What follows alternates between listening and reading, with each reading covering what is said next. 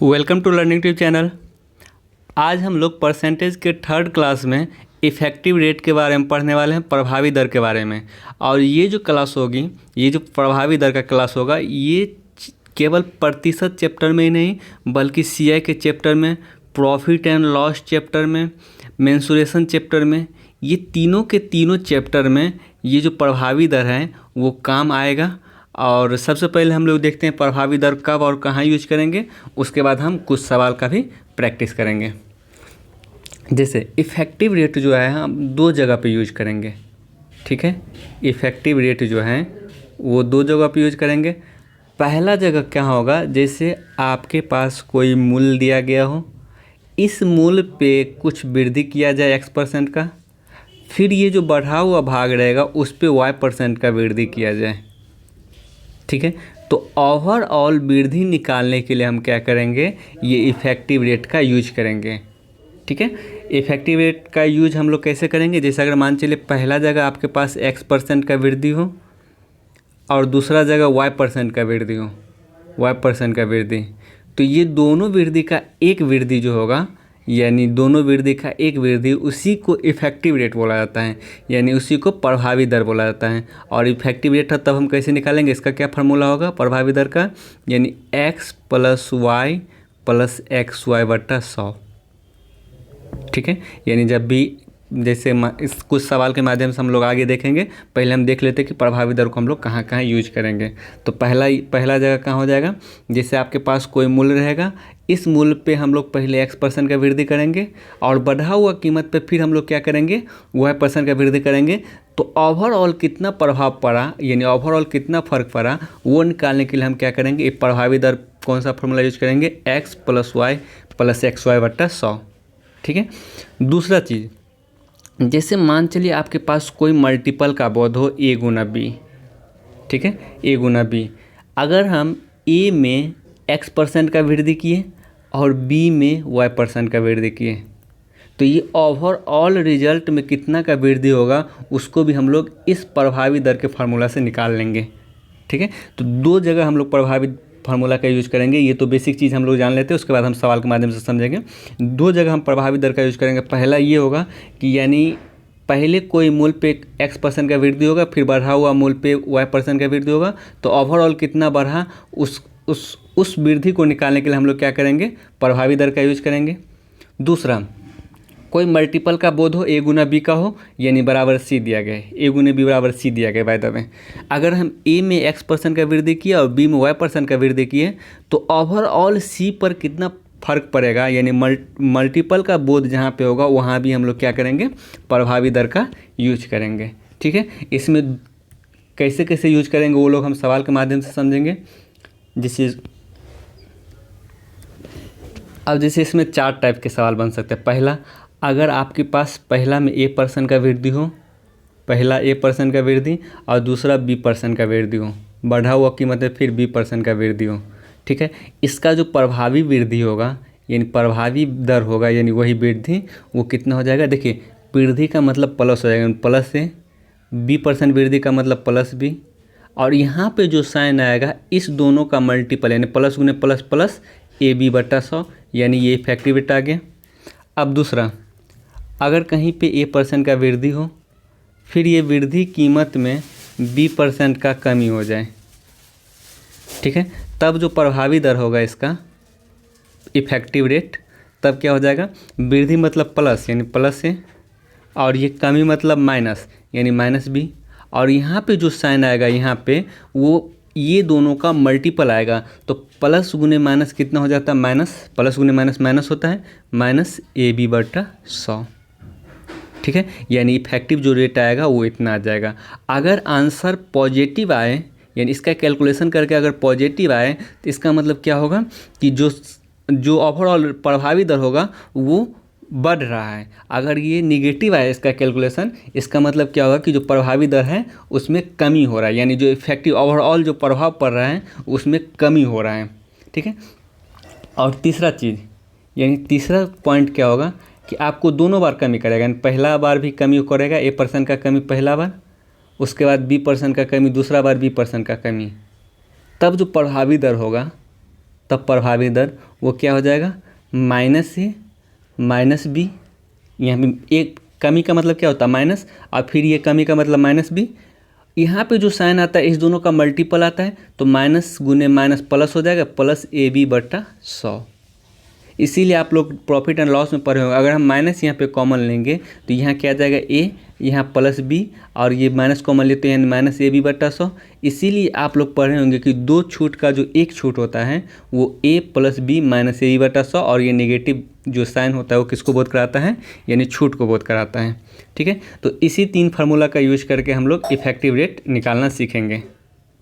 जिससे हम लोग पहला सवाल देखें, किसी व्यक्ति के वेतन में पहले 20% का वृद्धि की गई और फिर उसमें 20% का कमी की गई, तो हम लोग प्रभावी दर क्या पर, अगर 20% का वृद्धि किया गया मतलब +20, और फिर 20% का कमी कर दिया गया इसका मतलब -20, +20, और 20% कमी का मतलब -20, और यहाँ पे जो साइन आता है इस दोनों का मल्टीपल यानी प्लस गुने माइनस माइनस 20 गुने 20/100।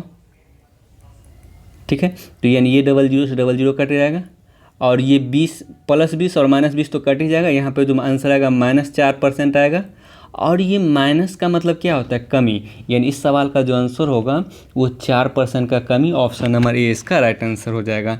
ठीक है, छोटा छोटा सवाल से हम लोग आगे बड़ा बड़ा सवाल पे जाएंगे, लेकिन अभी पहले ही कुछ बेसिक सा सवाल को देखते हैं। अब जैसे नेक्स्ट सवाल देखें, यहाँ पे क्या बोला जा रहा है, यदि किसी संख्या में पहले 20% का वृद्धि की गई फिर 10% का कमी कर दी गई, यानी 20% का वृद्धि मतलब क्या +20, और 10% का कमी मतलब -10, और यहाँ पे जो साइन आता है इस दोनों का मल्टीपल यानी ये दोनों साइन का मल्टीपल, यानी प्लस गुने माइनस कितना हो जाएगा, -20 ab/100 लिखते हैं ना, 20 गुने 10/100, यानी 1 0 से ये 00 से कैंसिल हो जाएगा, 20 में से 10 गया 10, और यहाँ पे -2, यानी यहाँ पे जो आंसर आया वो 8% आया, और भी पॉजिटिव आया। तो इसका मतलब क्या होगा कि 8% का वृद्धि होगा, यानी जो शुद्ध प्रतिशत यानी इफेक्टिव जो रेट होगा वो 8% का उसमें वृद्धि हो जाएगा, क्योंकि आंसर जो आया वो पॉजिटिव 8 आया। जैसे यहाँ -4 आया था, इसका मतलब क्या होगा, 4% का कमी हुआ, और यहाँ पे आंसर क्या है, पॉजिटिव 8 है, इसका मतलब क्या हुआ कि 8% का वृद्धि हुआ। अब जैसे एक सवाल और लेते हैं, यदि एक संख्या में 10% कम कर दिया जाए और परिणामी संख्या यानी जो परिणामी संख्या आएगा उसको फिर 20% कम कर दिया जाए, तो हम पहले ही बोले थे कि यानी पहले अगर कोई मान चलिए कोई संख्या है, इसमें हम कुछ a% का वृद्धि करें, और ये जो परिणामी संख्या आएगा इसमें अगर हम फिर b% का वृद्धि करेंगे, तो ओवरऑल क्या रिजल्ट मिला है उसको निकालने के लिए हम लोग इफेक्टिव रेट का यूज करते हैं।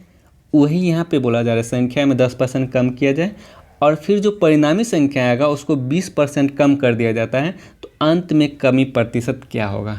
ठीक है, तो पहले हम क्या करते हैं, पहले 10% का कमी किया गया था तो -10, फिर 20% का कमी कर दिया गया मतलब -20, और यहाँ पे जो साइन आता है इस दोनों का मल्टीपल यानी माइनस गुने माइनस प्लस 10 गुने 20/100, ये 00 कट जाएगा, तो -10 और -20 ये कितना हो जाएगा, -30, और यहाँ पे 1 गुने 2 यानी +2 यानी -30 + 2 यानी -28, यानी -28 का मतलब क्या हुआ कि 28% का कमी, यानी कितना कमी बोला है, तो 28% का कमी, ऑप्शन नंबर डी इसका राइट आंसर होगा। देखिए इस सवाल का यूज हम लोग केवल इसी चीज़ में नहीं यानी केवल प्रतिशत में ही नहीं, इस सवाल का यूज हम लोग प्रॉफिट एंड लॉस में भी कर सकते हैं, इस सवाल का यूज हम लोग मेंसुरेशन में भी कर सकते हैं, इस जो इफेक्टिव रेट का जो यूज़ होता है वो हम लोग सीआई में भी कर सकते हैं। ठीक है, देखिए प्रॉफिट एंड लॉस में कैसे करेंगे वो भी देख लेते हैं। ये सवाल अगर देखें, रेनू एक वस्तु को 1240 रुपये में खरीदा, यानी 1240 रुपये में रेनू वस्तु को खरीदा, और फिर क्या करता है उसे 25% घाटा पे बेच देता है, यानी 25% के घाटा पर बेच दिया, यानी कुछ मूल्य पे बेच दिया। उस राशि से उसने एक और वस्तु खरीदा, यानी इस राशि यानी यहाँ पे जो राशि मिला होगा इससे एक और वस्तु खरीदा और उसे 40% लाभ पे बेच दिया, यानी उसको क्या किया 40% के प्रॉफिट पे बेच दिया, यानी 40% प्रॉफिट पे बेचेगा तो कुछ ना कुछ इसके पास इनकम आया होगा। तो रेनू को कुल मिलाकर कितने प्रतिशत का लाभ हुआ, यानी 1240 रुपये हम पहले जो खरीदा था, यानी यहाँ पे जो पूंजी लगाया और यहाँ पे जो पूंजी आया होगा वही बोला जा रहा है कि उसको कितना प्रतिशत का लाभ या हानि हुआ।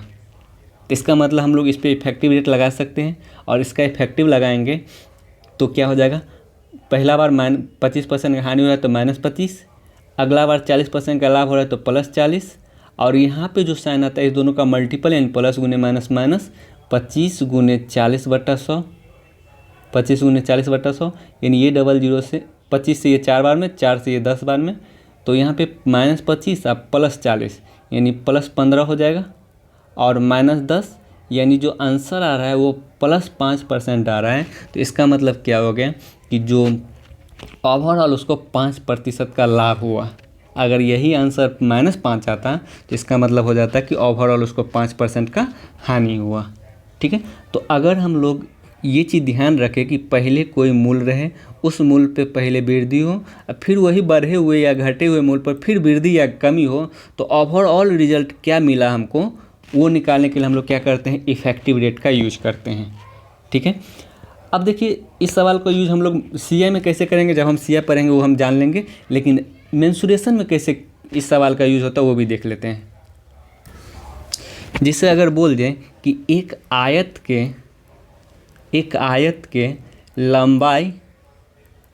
लंबाई और चौड़ाई, एक आयत के लंबाई और चौड़ाई में 20% और 10% का वृद्धि किया गया है। 20% वृद्धि और 10% 20% वृद्धि और 10% वृद्धि किया गया, यानी लंबाई में 20% वृद्धि और चौड़ाई में 10% वृद्धि किया गया।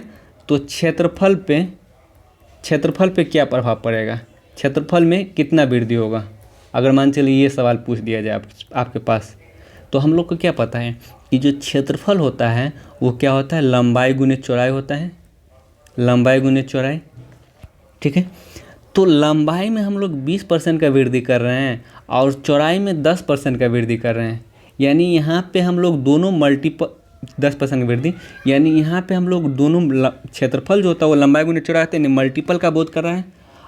इससे पहले हम बताए थे कि जो परसेंटेज जो इफेक्टिव रेट होता है उसका दो जगह यूज करते हैं। पहला जगह कहाँ यूज करते हैं वो देख लिए थे, यानी कोई मूल रहे उस पर वृद्धि हो, फिर ये वृद्धि हुए मूल पे वृद्धि या कमी हो जाए तो ओवरऑल क्या प्रभाव पड़ा वहाँ हम लोग प्रभावी दर का यूज करते हैं। और दूसरा कहाँ यूज करते हैं, जब दो चीज़ मल्टीपल में हो और एक में 10% का वृद्धि हो, दूसरा में 20% का वृद्धि हो, तो ओवरऑल क्या रिजल्ट निकला वो निकालने के लिए भी हम प्रभावी दर का यूज करते हैं। तो हम यहाँ भी प्रभावी दर यूज कर सकते हैं, यानी यहाँ भी 20% वृद्धि, यहाँ 10% वृद्धि, जो क्षेत्रफल में वृद्धि होगा +20 +10 गुने 20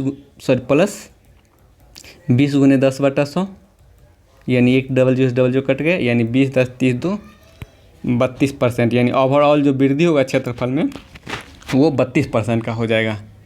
ठीक है, इसीलिए ये अब हम लोग कुछ मतलब आगे सवाल की ओर बढ़ते हैं और कुछ अच्छे अच्छे सवालों को भी देखेंगे। जैसे 27 नंबर सवाल देखें कि घी के मूल्य में 10% का वृद्धि होने पर एक गृहिणी को उस पर आने वाले खर्च को कितने प्रतिशत बढ़ा दे कि उसकी खपत 20% से बढ़ जाए। यानी कहने का मतलब है जो खर्च होता है वो किसके इक्वल होता है, यानी घी का मूल्य कितना है और कितना केजी यानी कितना खपत हो रहा है। यानी जो खर्च किस पे डिपेंड करता है, मूल और खपत पे। यानी अगर मान चलिए मूल 10 रुपये है और 5 किलो हम खर्च कर रहे हैं तो 5 केजी हम खपत कर रहे हैं, तो टोटल कितना खर्च होगा मेरे पास, 50 रुपये खर्च होगा। ठीक है, यानी जो खर्च होता है वो मूल और खपत पे डिपेंड करता है। अब हम मूल में अगर हम 10% का वृद्धि कर रहे हैं और खपत में चाहते हैं कि 20% से बढ़ जाए, यानी ये 20% से बढ़ जाए, वृद्धि मतलब प्लस वृद्धि कर देंगे, यानी प्लस का साइन बोध करा देंगे ताकि पता चले कि वो वृद्धि हो रहा है। ठीक है, तो ओवरऑल खर्च में क्या प्रभाव पड़ेगा हम यहाँ पे इफेक्टिव लगा सकते हैं, क्योंकि ये जो है मल्टीपल में आता है। तो ओवरऑल जो खर्च होगा यानी +10, यानी इफेक्टिव जो खर्च होगा वो +10 +20, और यहाँ पे जो साइन है तब प्लस गुने प्लस 10 गुने 20/100, यानी ये 00 से 00 कैंसिल हो जाएगा, यानी 20 10 30 और ये 2 32% का इसका ओवरऑल प्रभाव पड़ेगा, यानी 32% उसके खर्च में वृद्धि होगा। ठीक है, +32 आया इसका मतलब 32% की वृद्धि, अगर -32 आता है इसका मतलब 32% का कमी। ठीक है, तो ये दो सवाल खुद से प्रैक्टिस करके आंसर मिला लेना है। अब नेक्स्ट सवाल में आते हैं। जैसे अब नेक्स्ट सवाल देखें, डीजल के मूल्य में यदि 10% की वृद्धि होने पर एक व्यक्ति ने उसकी खपत में 5% की कमी कर दी जाए, कमी कर दी तो उसके खर्च में कितना प्रतिशत का वृद्धि होगा। कहने का मतलब है जो हम लोग पिछले वाले सवाल में पढ़े थे कि जो खर्च होता है वो किस पे डिपेंड करता है, मूल्य पे और खपत, यानी इस दोनों के मल्टीपल पे डिपेंड करता है। यानी कितना मूल्य है और कितना हम लोग खर्च कर रहे हैं उसके मल्टीपल पे खर्च डिपेंड करता है। तो अगर हम मूल्य में 10% का वृद्धि कर रहे हैं और खपत में 5% का कमी कर रहे हैं, कमी मतलब -5, तो जो ओवरऑल खर्च में प्रभाव पड़ेगा यानी वही रेट निकालने के लिए यानी प्रभावी दर निकालने के लिए हम लोग क्या करेंगे, प्रभावी दर के फार्मूला का यूज करेंगे। और यहाँ 10% वृद्धि मतलब क्या, +10, और ये 5% कमी मतलब क्या, -5, और यहाँ पे जो साइन आता है दोनों का मल्टीपल प्लस गुने माइनस माइनस 10 गुने 5/100। ठीक है, यानी 1 0 से 1 0 कट गया, 5 यानी 5/10 रहने थे, क्योंकि जब नीचे 10 रहे तो उसको कैलकुलेशन नहीं करना है क्योंकि दशमलव देने में सुविधा होता है। तो 10 में से 5 गया 5 हो जाएगा, और -5/10 को क्या लिख सकते हैं, 0.5, तो यानी क्या हो जाएगा 4.5, यानी ओवरऑल जो प्रभाव पड़ेगा वो 4.5% का। ऑप्शन नंबर सी इसका राइट आंसर हो जाएगा। तो इतना तो जान गए होंगे कि प्रभावी दर हमें कहाँ यूज करना है। अब हम कुछ सवाल एक्स्ट्रा सवाल पे आते हैं और ये सवाल में कुछ चेंजिंग करते हैं। अब जैसे नेक्स्ट सवाल आते हैं, एक सेल्समैन, ये सवाल खुद से प्रैक्टिस कर लेना है, यानी ये जो दो सवाल हैं वो खुद से प्रैक्टिस कर लेना है और आंसर आपके बगल में है, वहाँ पे खुद से प्रैक्टिस करके मिला लेना है। अब नेक्स्ट सवाल में आते हैं, क्या कि एक सेल्समैन एक सप्ताह में 2300 रुपया कमाता है। यदि दुकान के मालिक उसके प्रति घंटे मजदूरी को 40% से बढ़ा देता है और काम के समय को 50% से कम कर दिया जाए तो उसकी साप्ताहिक मजदूरी क्या होगी। देखिए, उसका जो मजदूरी होगा वो किस पे डिपेंड करेगा, उसका मजदूरी काम के समय का डिपेंड करेगा, यानी काम के समय यानी कितना देर काम करता है, समय पे डिपेंड करेगा, और समय पे डिपेंड करने के साथ साथ उसका जो मजदूरी है उस पे भी डिपेंड करेगा। यानी कहने का मतलब है, यानी उसके प्रति घंटा का जो मजदूरी है, प्रति घंटा का मजदूरी उस पर डिपेंड करेगा। कहने का मतलब अगर मान चलिए 4 घंटा काम कर रहे हैं और प्रति घंटा मजदूरी 5 रुपया है तो ओवरऑल उसका मजदूरी 20 रुपया हो जाएगा ना। तो जो मजदूरी उसका यानी पूरा मजदूरी डिपेंड करेगा, वो किस पे डिपेंड करेगा, समय पे, और साथ ही साथ उसके प्रति घंटा की मजबूरी पे, प्रति घंटा के मजदूरी पे। ठीक है, तो अगर हम यहाँ देखें तो प्रति घंटा का जो मजदूरी है वो 40% से बढ़ा देते हैं, यानी इसको क्या किया गया, 40% से वृद्धि कर दिया गया, और समय को 50% कम कर दिया, यानी समय को क्या किया गया, 50% से कमी कर दिया गया। तो मजदूरी जो होता है इस दोनों का मल्टीपल होता है, तो मजदूरी पे क्या प्रभाव पड़ेगा वो हम प्रभावी दर से निकाल सकते हैं। मजदूरी पे क्या प्रभाव पड़ेगा वो हम प्रभावी दर से निकाल सकते हैं।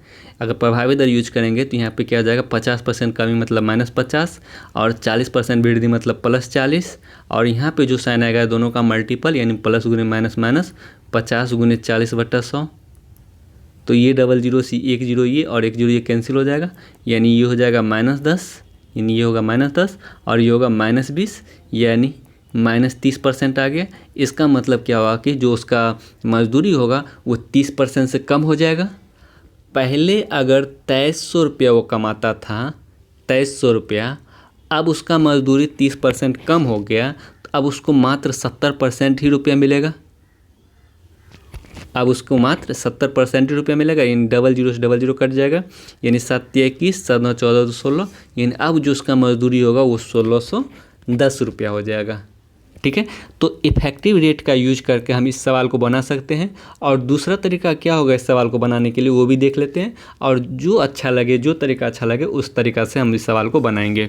इसको हम लोग रफ कर रहे हैं, उसके बाद हम दूसरा तरीका देखते हैं।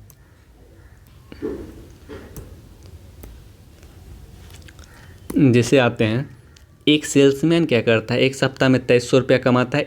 इस स्टेटमेंट को अभी रहने देते हैं। यदि दुकान के मालिक ने उसके प्रति घंटे की मजदूरी 40% से बढ़ा देता है, यानी 40% से बढ़ा देता है, इसका मतलब क्या है, 40/100 यानी 20 गुना 40, 20 25 100, यानी 2/5, उसका जो फ्रैक्शन वैल्यू होता है 2/5। इसका मतलब पहले 5 रुपया था तो अब 2 रुपया बढ़ा दिया, 40% मतलब 2/5 हुआ ना, यानी 2/5 का वृद्धि मतलब क्या, पहले 5 रुपया था तो अब 2 रुपया का वृद्धि कर दिया। तो यानी उसके जो प्रति घंटा मजदूरी है, प्रति घंटा मजदूरी, उसमें क्या किया गया, पहले अगर 5 रुपया था 1 घंटा का मजदूरी, तो अब कितना कर दिया गया, 2 रुपया बढ़ा दिया गया, यानी 7 रुपया कर दिया गया। 40% वृद्धि मतलब 2/5 होता है ना, तो 5 में 2 का वृद्धि किया गया, यानी पहले 5 रुपया मजदूरी था तो अब 7 रुपया हो गया। और उस काम के समय को 50% से कम कर दिया गया, और समय को क्या किया गया, 50% से कम कर दिया गया। यानी 50% का मतलब क्या, 50/100 यानी 1/2, यानी पहले 2 घंटा काम करता था तो अब 1 घंटा कम कर दिया गया। यानी पहले 2 घंटा काम करता था तो अब क्या किया गया, 1 घंटा कम कर दिया गया। इसका मतलब 1 ही घंटा काम कर रहा है। तो उसका मजदूरी यानी पूरा साप्ताहिक मजदूरी कितना हो जाएगा, साप्ताहिक मजदूरी उसका 5 घंटा काम करता था और 1 घंटा का प्रति घंटा उसका मजदूरी 5 रुपया था, और 2 घंटा काम करता था तो इसका मतलब उसको 10 रुपया मजदूरी मिलता था। बाद में क्या हुआ कि प्रति घंटा मजदूरी 7 रुपया कर दिया गया, और काम का समय 1 ही घंटा काम कर रहा है तो अब उसको कितना मजदूरी मिल रहा है, 7 रुपया मजदूरी मिल रहा है। तो क्या चीज़ पूछा जा रहा है इसमें, इसको रफ कर रहे हैं। तो इसमें क्या चीज़ पूछा जा रहा है कि अब उसकी साप्ताहिक मजदूरी क्या है, यानी पहले उसकी साप्ताहिक मजदूरी अनुपात में 10 था, बाद में 7 हो गया। ठीक है, तो पहले जब अनुपात में 10 था उसका मजदूरी, तब वास्तव में उसका मजदूरी कितना था, 2300 रुपया। यानी यहाँ पे देखिए 2300 रुपया है, यानी ये 10 का वैल्यू 2300, तो 1 का वैल्यू कितना हो जाएगा, 230। तो ये 7 का वैल्यू कितना हो जाएगा, वर्तमान में मजदूरी पूछा तो वर्तमान मजदूरी 7 है, तो ये 7 का वैल्यू जो हो जाएगा वो कितना हो जाएगा, 7 21 7 9 14 2 16, यानी 1610। यानी इस सवाल का जो आंसर होगा ऑप्शन नंबर बी 1610 रुपया होगा। यानी दोनों में से जो तरीका अच्छा लगे उस तरीका का यूज करके हम इस सवाल को बना सकते हैं। अब 2 सवाल खुद से प्रैक्टिस करने के लिए है और दोनों तरीका से प्रैक्टिस करेंगे, ताकि आगे हमें जो तरीका मतलब इजी लगे उस तरीका से बनाएंगे, लेकिन प्रैक्टिस दोनों तरीका से करना है। यानी ये दोनों सवाल खुद से बना लेना है। अब हम लोग नेक्स्ट सवाल में आते हैं। ठीक है, अब इसको भी हम लोग क्या करते हैं, पहले प्रभावी दर से देख लेते हैं और उसके बाद क्या करेंगे, इसको हम लोग ये बेसिक से भी देख लेंगे। इसमें क्या है कि रेलगाड़ी के भाड़े में 25% का वृद्धि के कारण यात्रियों की संख्या में 10% का कमी आया, फिर भी स्टेशन का दैनिक संचय 1,25,000 रुपया से अधिक बढ़ गया। तो भाड़े में वृद्धि से पहले उस स्टेशन का दैनिक संचय क्या था। यानी कहने का मतलब है जो दैनिक संचय होगा, यानी जो रेलवे का इनकम होगा, वो किस पे डिपेंड करेगा, वो टिकट के मूल्य पे डिपेंड करेगा, टिकट के मूल्य पे और संख्या पे, यानी पैसेंजर के संख्या पे। यानी टिकट का मूल्य अगर 10 रुपये है और 5 पैसेंजर सफ़र कर रहा है तो यानी उसका जो इनकम होगा कितना हो जाएगा, 50 रुपये हो जाएगा। यानी यहाँ भी मल्टीपल का सेंस आ रहा है, तो यहाँ पे हम लोग इफेक्टिव यूज कर सकते हैं। क्या हुआ कि भाड़े में 25% का वृद्धि हो गया, यानी टिकट के मूल्य में जो है वो 25% का वृद्धि हो गया, और यात्री की संख्या में 10% का कमी हुआ। यानी ये जो संख्या था उसमें क्या हुआ, 10% का कमी हो गया। तो इनकम में क्या प्रभाव पड़ेगा, यानी जो प्रभावी दर होगा इनकम का वो कितना हो जाएगा, +25। यानी वृद्धि मतलब +25 और कमी मतलब -10, और यहाँ पे जो साइन आएगा दोनों का मल्टीपल माइनस, प्लस गुने माइनस माइनस, 25 गुने 10/100, यानी 1 0 से 1 0 कैंसिल हो जाएगा। यानी 25 में से 10 गया 15, और माइनस ये 25/10 को 2.5 लिख सकते हैं। इसका मतलब 12.5% का वृद्धि हो जाएगा उसके इनकम में, 12.5%। और बढ़ कितना रहा है, 1,25,000 रुपये अधिक बढ़ रहा है। यानी यही 12.5% का जो वैल्यू होगा, यानी प्रभावी दर उसका 12.5% है, यानी 12.5% का वृद्धि, और रुपया में यानी परसेंटेज में 12.5% का वृद्धि हो रहा है, और रुपया में कितना वृद्धि हो रहा है, 1,25,000। यानी हम कह सकते हैं यही 12.5% का जो वैल्यू होगा वो 1,25,000 हो जाएगा। तो 1% का वैल्यू कितना हो जाएगा, यानी ये दशमलव हटाएंगे तो 1 0 यहाँ जाएगा, और 125 से ये 125 कटेगा तो कितना हो जाएगा, 1 पे 4 0, यानी 10,000 हो जाएगा। तो कोई भी चीज़ अपने आप में 100% होता है, यानी जो उसका 100% का जो वैल्यू होगा वो कितना हो जाएगा, 1 पे 4 0 पहले से था और 2 0 बाद में आ जाएगा, यानी 1 पे 6 0, यानी 3 3 6, यानी सवाल का जो आंसर होगा ऑप्शन नंबर सी हो जाएगा। ठीक है, इफेक्टिव रेट का भी यूज करके हम इस सवाल को बना सकते हैं। दूसरा तरीका हम लोग इसको बेसिक से भी देख सकते हैं। जैसे अगर हम देखें इसको बेसिक से देखें तो क्या बोला कि यात्री के जो भाड़ा में है वो 25% का वृद्धि हो गया, यानी 25% का मतलब क्या होता है 1/4, 1/4, यानी जो भाड़ा में उसका वृद्धि हुआ, भाड़ा में पहले और अब का बात कर रहे हैं, पहले और अब का बात कर रहे हैं, यानी 1/25% वृद्धि मतलब 1/4 का वृद्धि हुआ, यानी पहले 4 रुपया था तो अब उसमें 1 का वृद्धि हो गया, तो यानी अब 5 रुपया हो गया।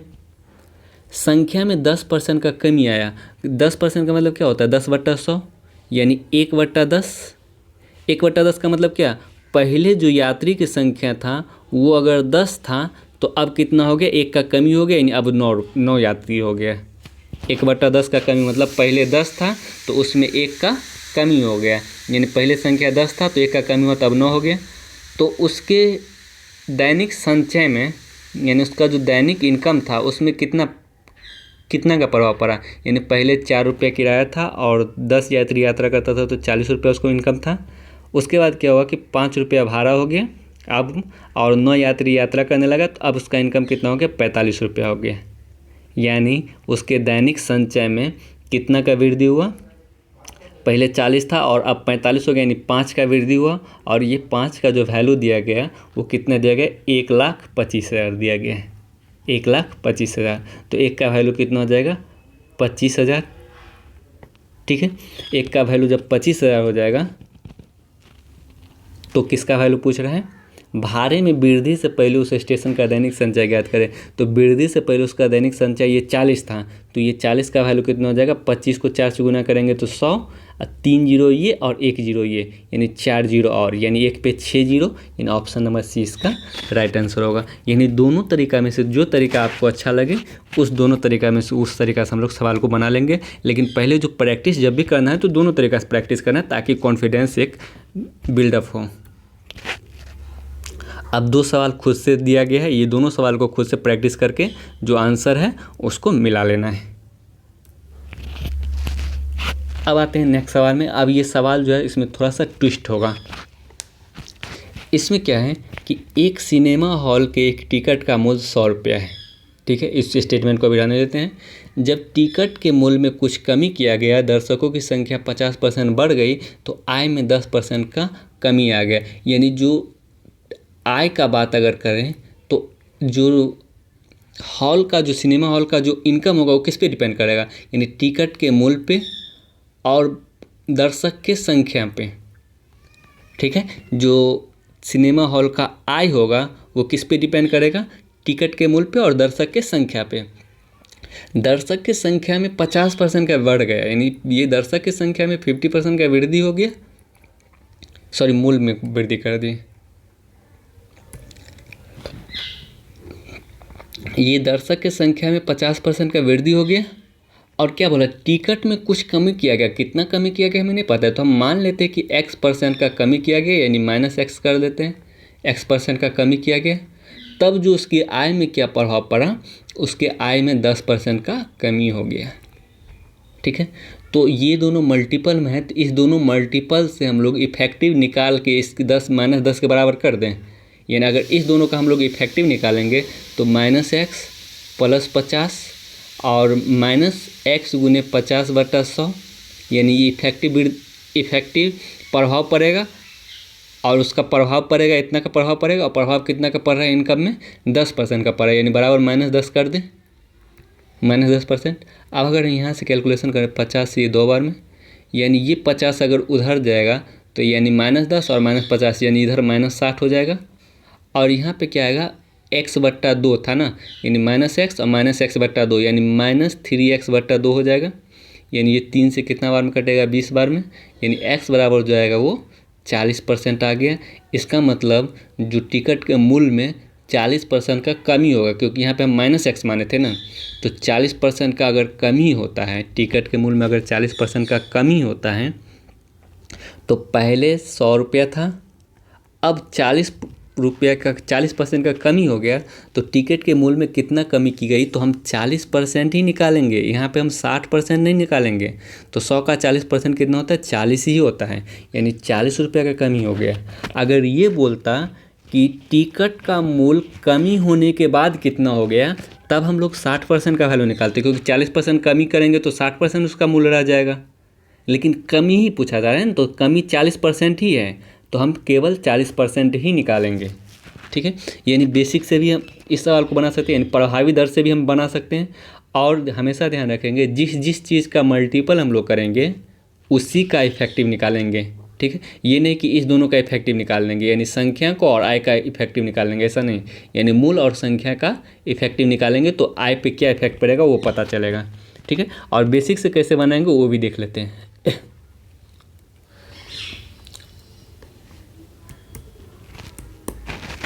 जैसे एक सिनेमा हॉल के टिकट का मूल्य 100 रुपया था, इस स्टेटमेंट को भी रहने देते हैं। जब टिकट के मूल्य में कुछ कमी किया गया तो दर्शक की संख्या 50% बढ़ गई और आय 10% का कमी आ गया। यानी आय को हम लोग क्या करते हैं, ऊपर लिख लेते हैं। ठीक है, आय 10% कमी मतलब क्या, 10% का जो ये फ्रैक्शन वैल्यू होता है वो कितना होता है, 1/10। इसका मतलब पहले अगर 10 रुपया था टिकट का आय, पहले आय अगर 10 रुपया था, अब 1 रुपया का कमी हो गया, तो यानी अब उसका आय कितना हो गया, 9 रुपया हो गया। ठीक है, दर्शक की संख्या में 50% का वृद्धि हो गई, यानी दर्शक का जो संख्या था उसमें 50% का वृद्धि हो गया। इसका 50% का मतलब क्या होता है, 1/2। यानी पहले दर्शक 2 था तो अब उसमें 1 का कमी हो गया, अब 1 हो गया दर्शक। यानी ये अनुपातिक वैल्यू हम निकाल रहे हैं पहले। तो इसका मतलब टिकट के मूल्य में क्या प्रभाव पड़ेगा, मूल्य में, यानी पहले टोटल इनकम 10 रुपया था और 2 दर्शक देखता था, इसका मतलब एक टिकट का जो मूल्य होगा वो 5 रुपया हो जाएगा, 10/2। अब क्या हुआ, 9 रुपया इनकम हो गया और एक यात्री देख रहा है, अगर यानी एक दर्शक देख रहा है तो इसका मतलब टिकट का मूल्य कितना होगा, 9 रुपया हो जाएगा। तो 1 मिनट, यहाँ पे लिखने में गलती हुआ, यहाँ पे बोला दर्शक की संख्या में 50% बढ़ गया, यानी 50% का फ्रैक्शन वैल्यू कितना है, 1/2। यानी पहले दर्शक 2 था तो अब उसमें 1 बढ़ गया, तो अब दर्शक 3 हो गया। अगर कमी रहता तब 1 होता, लेकिन यहाँ पे बढ़ा है ना, तो दर्शक 3 हो गया। यानी पहले आय 9 रुपया था और बाद में जो आय है वो 9 रुपया हो गया और 3 दर्शक देख रहा है, तो इसका मतलब एक टिकट का जो मूल्य होगा वो 3 रुपया हो जाएगा, 9/3 यानी 3। अब हम इस सवाल का आंसर निकाल सकते हैं। यानी सिनेमा हॉल के टिकट का मूल्य कितना था, 100 रुपया था, यानी अनुपात में पहले 5 है, यानी ये 5 का वैल्यू 100 रुपया दिया गया है, तो 1 का वैल्यू कितना हो जाएगा, 20। 5 का वैल्यू 100 तो 1 का वैल्यू 20। तो क्या चीज़ पूछा है, टिकट के मूल्य में कितने रुपये कमी आया, अनुपात में कितना कमी हो रहा है, 2 का। जब 1 का वैल्यू 20 तो 2 का वैल्यू कितना हो जाएगा, 40। यानी इस सवाल का जो आंसर होगा वो 40 रुपया। यानी हम लोग इसको बेसिक से भी इस सवाल को बना सकते हैं। ठीक है, तो जो तरीका अच्छा लगे दोनों तरीका में से वो तरीका को अप्लाई करना है। अब हमारे पास 2 सवाल इसी टाइप से है, या ये दोनों सवाल को खुद से प्रैक्टिस कर लेना है। अब यहाँ पे नेक्स्ट सवाल में आते हैं, और ये भी सवाल जो है इफेक्टिव से ही है, यानी आज का जो भी क्लास होगा वो इफेक्टिव से ही रिलेटेड होगा। अब इसमें देखते हैं, 25% चावल की कीमत में वृद्धि होने के कारण एक परिवार को चावल की खपत में इतना कम करता है कि उस पर होने वाला जो खर्च है पहले की अपेक्षा 5% का वृद्धि हो जाता है। सेम वही बात यहाँ पे भी है, जो खर्च होता है वो किस पे डिपेंड करता है, जो खर्च होता है, खर्च वो किस पे डिपेंड करता है, मूल्य पे और खपत पे डिपेंड करता है, मूल्य पे और खपत पे डिपेंड करता है। ठीक है, तो मूल्य कितना, 25% का वृद्धि कर देंगे, मूल्य में क्या किया गया, 25% का वृद्धि किया गया है। ठीक है, और खपत में इतना कम करता है जिससे उस पर होने वाला खर्च पहले की अपेक्षा 5% का वृद्धि हो जाए। यानी खपत में इतना कम करना है, तो मान चले हम X% का कमी कर दें। ठीक है, खपत में इतना कम करता है कि जो खर्च में है उसको 5% का वृद्धि हो जाए। तो हम इस दोनों का इफेक्टिव रेट निकाल के इसके बराबर कर सकते हैं, क्योंकि मल्टीपल में ये दोनों है। तो यानी यहाँ पे अगर इफेक्टिव निकालेंगे तो +25 - x, -25 × x/100 बराबर कितना हो जाएगा, 5। ठीक है, तो यहाँ से अगर हम देखें तो ये 25 से 4 बार में, और ये 25 उधर जाएगा तो -25 हो जाएगा, तो यानी इधर -20 हो जाएगा। और यहाँ पे क्या आएगा, -4x 4x और -x, यानी -5x/4, यानी 5 चौका 20, 4, यानी x बराबर कितना हो जाएगा, 16%। यानी इसका मतलब क्या हुआ कि 16% का खपत में हम लोग क्या करेंगे, कमी करेंगे। यानी वृद्धि से पहले 75 केजी खपत करता था, पहले 75 केजी खपत करता था, अब हम अगर 16% खपत कम कर देंगे, यानी 16% खपत कम कर देंगे तो कितना कर लेंगे, 84% खपत करेंगे। अगर ये बोलता सवाल कि खपत में कितना कमी कर दिया गया, तब हम लोग 16% निकालते, क्योंकि हम लोग 16% कम कर दिए। लेकिन बोला कि अब कितना खपत करेगा, यानी अगर 16% का कमी कर देंगे तो 84% खपत करेगा, यानी 75 का 84% कितना होगा, यानी 25 से 3 बार में, 25 से 4 बार में, 4 से 21 बार में, 21 गुने 3, यानी अब जो है वो 63 केजी खपत करेगा। ठीक है, यानी इस सवाल का जो आंसर होगा ऑप्शन नंबर सी होगा। यानी इस सवाल को हम लोग ये इफेक्टिव से भी निकाल सकते हैं और हम लोग बेसिक से भी निकाल सकते हैं। बेसिक से कैसे निकालेंगे, जैसे हम ये सवाल 89 नंबर सवाल बना के दिखाते हैं, बेसिक से बनाते हैं। अभी इसको हम लोग इफेक्टिव से नहीं, बेसिक से बनाते हैं। जिससे क्या बोला जाए कि 40% की कीमत में वृद्धि होने के कारण एक परिवार के चावल का खपत इतना कम करता है कि जिससे उस पर होने वाला खर्च पहले की अपेक्षा 20% हो, 20% का वृद्धि हो। तो पहले हम लोग खर्च को लिखते हैं, क्योंकि हम लोग को पता है कि खपत निकालने के लिए हम लोग क्या करेंगे, खर्च को, टोटल खर्च को यानी कीमत से भाग देंगे। खपत निकालने के लिए क्या करेंगे, टोटल कितना खर्च हुआ और 1 केजी का कीमत कितना था उससे भाग देंगे तो हमें खपत आएगा। इसीलिए हम खर्च को पहले लिखते हैं, यानी खर्च पहले कितना था और अब कितना हो गया, पहले और अब का बात करें। यानी खर्च में 20% का वृद्धि हुआ, यानी 20% का वृद्धि, 20% का फ्रैक्शनल वैल्यू कितना होता है, 1/5, यानी पहले खर्च 5 रुपया था, अब 1 बढ़ गया, यानी अब खर्च जो है वो 6 रुपया हो गया। और कीमत में कितना का प्रभाव पड़ा, कीमत में 40% का वृद्धि हो गया। यानी 40% का वृद्धि मतलब क्या, 40/100, यानी 20 2/5 इसका फ्रैक्शन वैल्यू। इसका मतलब पहले 5 रुपया कीमत था, अब 2 रुपया बढ़ गया, यानी अब 7 रुपया उसका कीमत हो गया। तो इसका मतलब उसके खपत निकाल सकते हैं। खपत यानी 5/5 यानी 1 हो जाएगा, क्योंकि जो खपत होता है वो खर्च बट्टा कीमत होता है। 5/5 1 और 6/7, यानी ये 7 इधर आएगा। इसका मतलब उसके जो खपत का अनुपात आएगा, खपत का अनुपात वो 7/6 हो जाएगा। यानी पहले खपत 7 था और अब कितना हो गया, 6 हो गया। पहले खपत 7 था और अब 6 हो गया। तो क्या चीज़ पूछा जा रहा है इसमें, यदि कीमत की वृद्धि से पहले खपत 35 केजी था, यानी ये 7 का वैल्यू 35 केजी दिया गया है, तो 1 का वैल्यू 5 हो जाएगा। तो क्या बोला, अब खपत कितना करेगा, अब उसका खपत 6 केजी है, तो यानी 1 का वैल्यू जब 5 तो 6 का वैल्यू कितना हो जाएगा, 30। यानी इस सवाल का जो आंसर होगा वो 30 केजी हो जाएगा। ठीक है, तो दोनों तरीका में से जो तरीका अच्छा लगता है वो उस तरीका को आप अप्लाई कर सकते हैं। अब हम लोग एक इफेक्टिव का लास्ट टाइप देख लेते हैं, उसके बाद हम लोग आगे कंटिन्यू करेंगे। जिससे इसमें क्या है कि मार्केट में चावल के मूल्य में 20% का कमी हो जाने के कारण एक व्यक्ति अपने खपत में इतना ही वृद्धि करता है कि खर्च में केवल 40% कमी हो। यानी हम लोग को क्या पता है कि जो खर्च होता है वो किस पे डिपेंड करता है, मूल्य पे और मात्रा पे, यानी उस कितना खपत करा, इस दोनों पे डिपेंड करता है। ठीक है, तो मूल्य में 20% का कमी हो गया, यानी -20% हो जाएगा। अब बोला खपत में कितना वृद्धि करे, यानी खपत में मान चले हम लोग X% का वृद्धि मान लेते हैं। यानी खपत में अगर X% का वृद्धि करता है तो ओवरऑल उसको जो खर्च में 40% का कमी हो जाता है। यानी तब उसको क्या होता है, खर्च में 40% का कमी हो जाता है, तो -40% कर लेंगे। तो हम इस दोनों से इफेक्टिव निकाल के इसके बराबर कर सकते हैं, क्योंकि जब दो मल्टीपल में रहता है तो हम वहाँ पे इफेक्टिव निकालते हैं। तो यहाँ पे -20 + x, -20 गुने x/100 बराबर कितना हो जाएगा, -40 हो जाएगा। यानी यहाँ पे -40 दिया गया, तो यहाँ पे ये -20 उधर जाएगा तो +20 हो जाएगा, यानी 20×5 100, यानी हो जाएगा 4x/5 = -20। तो यानी 4 से ये 5 बार में, तो x = कितना आ गया, -25% आ गया।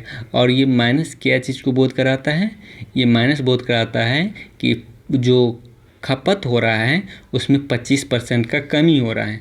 हम भले ही वृद्धि माने थे, लेकिन यहाँ पे क्या आ गया, माइनस में आ गया। तो इसका मतलब क्या हो गया कि जो खर्च हो रहा है, जो खपत हो रहा है वो 25% से कम हो रहा है। यानी पहले 20 केजी खपत था, अब अगर 25% से कम हो रहा है तो इसका मतलब 75% अब खपत हो रहा है। अगर ये बोलता कि कितना कम हो रहा है तब हम 25% का वैल्यू निकालते हैं।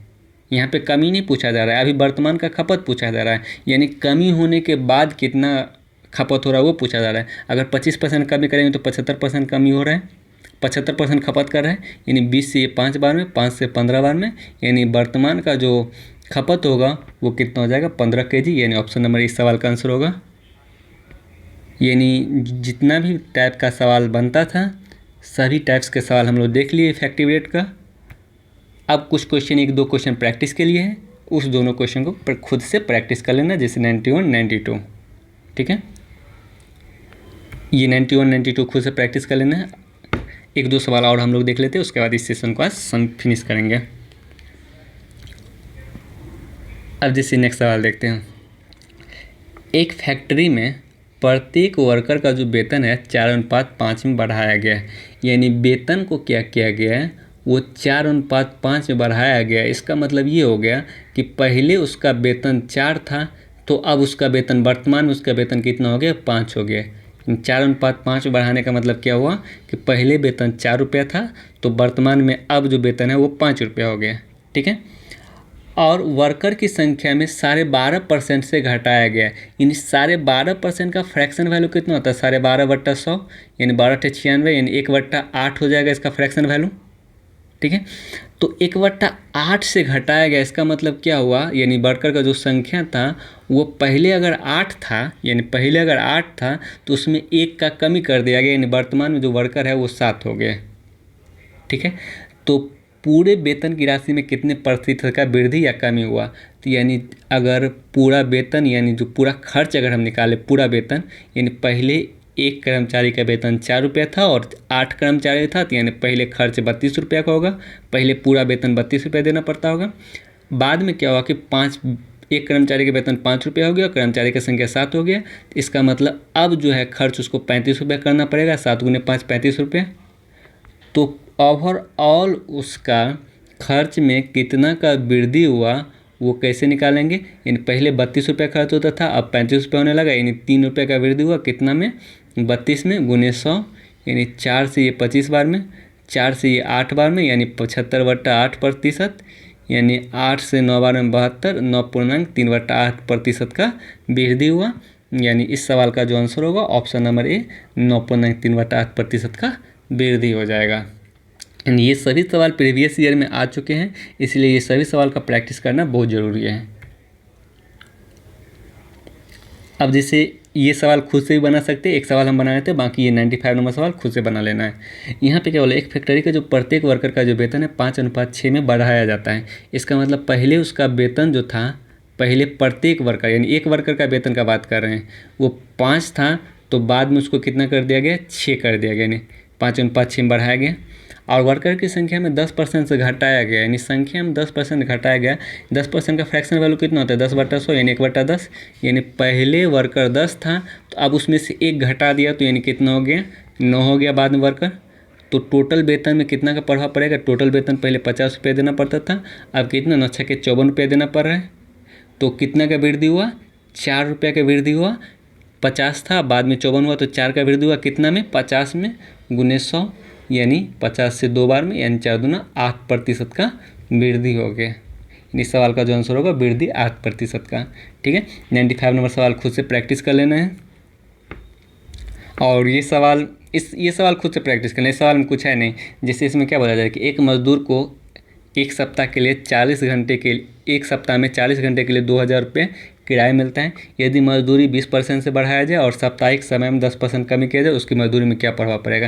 यानी इस डाटा से हमें कोई लेना देना नहीं है, क्योंकि हमें मतलब इफेक्टिव प्रभावी दर पूछा है ना, तो हम इसी दोनों प्रतिशत से हम लोग प्रभावी दर निकालेंगे। यानी उसका जो मजदूरी है वो किस पे डिपेंड करेगा, मजदूरी जो होगा उसका वो किस पे डिपेंड कर देगा, प्रति घंटा का मजदूरी, यानी टोटल मजदूरी का बात करें हम लोग, टोटल मजदूरी किस पे डिपेंड करेगा, यानी प्रति घंटा का मजदूरी और गुने समय, यानी प्रति घंटा उसको कितना रुपये मिल रहा है और कितना समय दे रहा है, इस दोनों पे डिपेंड करता है टोटल मजदूरी।